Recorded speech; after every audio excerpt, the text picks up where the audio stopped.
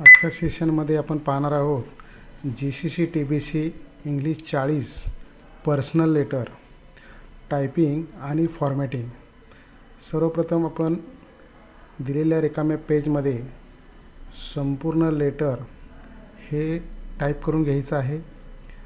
Type करत असताना आपल्याला लेफ्ट साईडला जे लेटर दिलेलं आहे पॅराग्राफमध्ये काही ठिकाणी डॅश डॅश दिसत आहेत, म्हणजे तिथं इंटरप्रेस करून दुसऱ्या ओळीला ते वाक्य टाईप करायचं आहे. आता संपूर्ण लेटरला आपल्याला 15 गुण आहेत.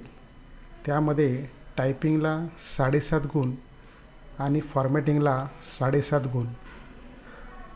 त्यामुळे टाईप करत असताना जसे लेटर दिलेलं आहे ते पाहून व्यवस्थित टाईप करून घ्यायचं आहे.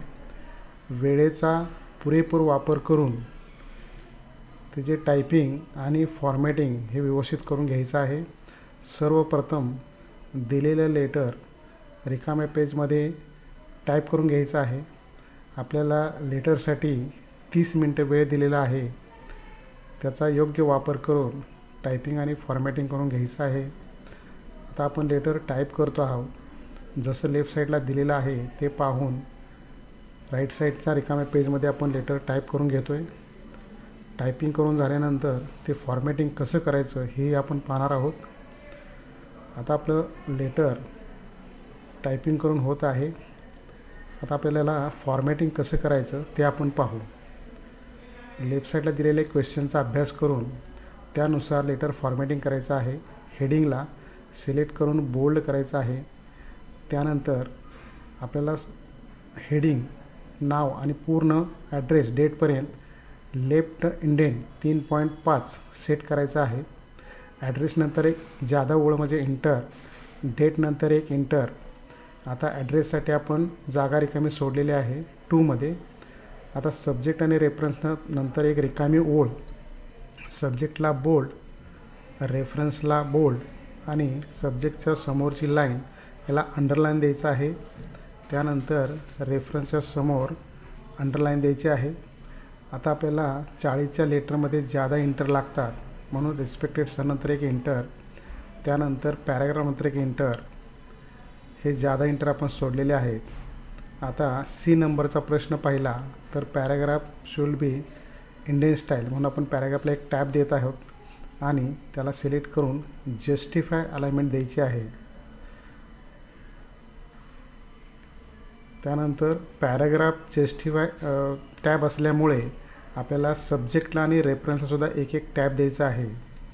त्यानंतर पर्सनल डिटेल्सनंतर एक इंटर. पर्सनल डिटेल्सला बोल्ड, अंडरलाईन आणि सेंटर अलाइनमेंट द्यायची आहे. नेम ही सगळी जी माहिती आहे पर्सनल डिटेल्स, तर नेमनंतर एकही स्पेस न देता 3 टॅब द्यायचे आहेत आणि कोलननंतर एक टॅब द्यायचा आहे. आता पहिला जो कोलन आलेला आहे त्या कोलनच्या लाईनमध्ये बाकीचे सगळे कोलन आले पाहिजेत. या पद्धतीनं टॅब सेट करून घ्यायचे आहे. कोलनच्या आणि वाक्याच्या मध्ये एक्स्ट्रा स्पेस असेल तो काढून टाकायचा आहे. एकही स्पेस न ठेवता टॅब सेट करायचे आहेत. Name, address, mobile number, email, date of birth, qualification ह्या सगळ्यांच्या पुढे जे कोलन आहे ते एका लाईनमध्ये आले पाहिजेत. अशा पद्धतीनं टॅब सेट करायचे आहेत. त्यानंतर नेम कोलनपर्यंत सिलेक्ट करून बोल्ड स्टाईल द्यायची आहे. ॲड्रेस कोलनपर्यंत सिलेक्ट करून बोल्ड करायचं आहे. अशा पद्धतीने mobile number, email ID, date of birth आणि क्वालिफिकेशन या सर्व ओळींना कोलनपर्यंत बोल्ड करून घ्यायचं आहे.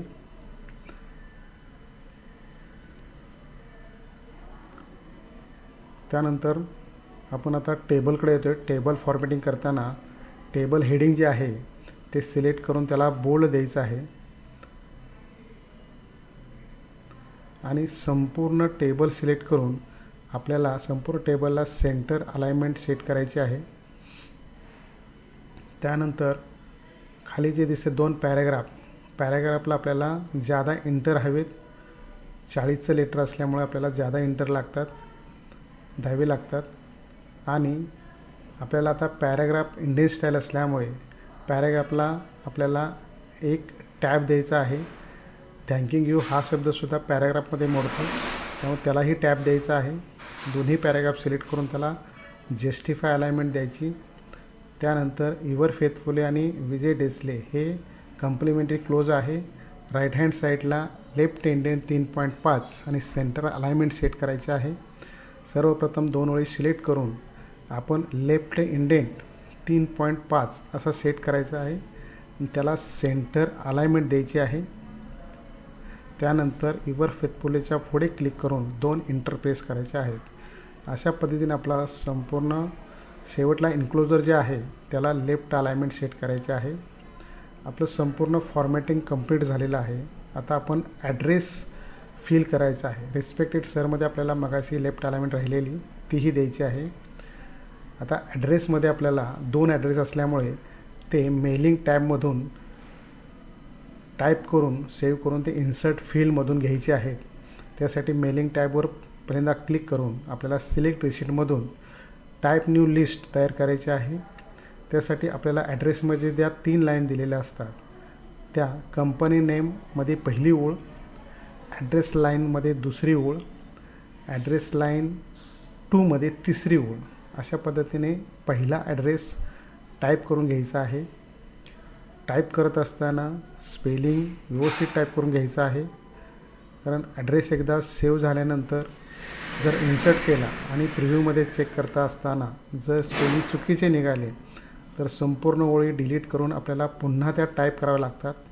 म्हणून आपण ॲड्रेस पूर्णपणे व्यवस्थित टाईप करून मगच सेव्ह करायचा आहे. आता दुसऱ्या ॲड्रेससाठी आपण न्यू एंट्री या बटनावर क्लिक करून नवीन ॲड्रेस टाईप करत आहोत.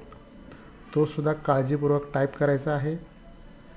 इथंच काही स्पेलिंग चुकीचं असेल ॲड्रेसमधील तर दुरुस्त करून घ्यायचं आहे आणि त्यानंतरच ॲड्रेस सेव्ह करायचा आहे.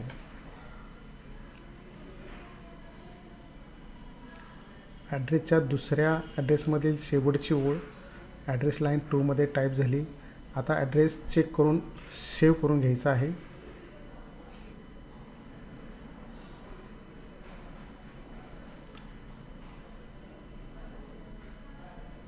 ॲड्रेस सेव्ह झाल्यानंतर तो इन्सर्ट मर्ज फील्ड या बटनावर क्लिक करून इन्सर्ट करून घ्यायचा आहे. पहिल्यांदा पहिली ओळ आपण कंपनी नेममध्ये टाईप केली, एंटर करून दुसरी ओळ ॲड्रेस लाईन 1, इंटरप्रेस करून तिसरी ओळ ॲड्रेस लाईन 2 आपण ॲड्रेस पूर्णपणे इन्सर्ट करून घेतला. आता प्रिव्ह्यू रिझल्टमध्ये जाऊन आपण त्याचा प्रिव्ह्यू पाहू शकतो. नंतर दुसऱ्या ॲड्रेस पाहण्यासाठी नेक्स्ट बटनवर क्लिक करून दुसरा ॲड्रेस पाहू शकतो. प्रिव्ह्यू बंद करण्यासाठी पुन्हा एकदा प्रिव्ह्यू रिझल्टवरती क्लिक करून प्रिव्ह्यू ऑफ करायचा आहे. त्यानंतर फिनिश मर्जवर क्लिक करून आपला ॲड्रेसची प्रोसेस पूर्ण झाली. आता बी क्वेश्चनवर पाहायचं आहे आपल्याला. त्याला ब्लॉक स्टाईल आहे त्यामुळे त्याला कुठल्याही प्रकारचे टॅब येणार नाहीत. आहे असा ॲड्रेस ठेवायचा आहे. आपलं संपूर्ण लेटर बिझनेस लेटर कंप्लीट झालेलं आहे. आता याचं गुणांकन जर आपण पाहिलं तर संपूर्ण लेटरला आपल्याला 15 गुण आहेत. एक चूक झाल्यामुळे आपला अर्धा गुण इथं कट झालेला आहे. टायपिंगमध्ये आपल्याला रिक्वायर्ड पासिंगसाठी 6 गुण आहेत. तर अशा पद्धतीनं फॉर्मॅटिंग आणि टायपिंग कंप्लीट झाली.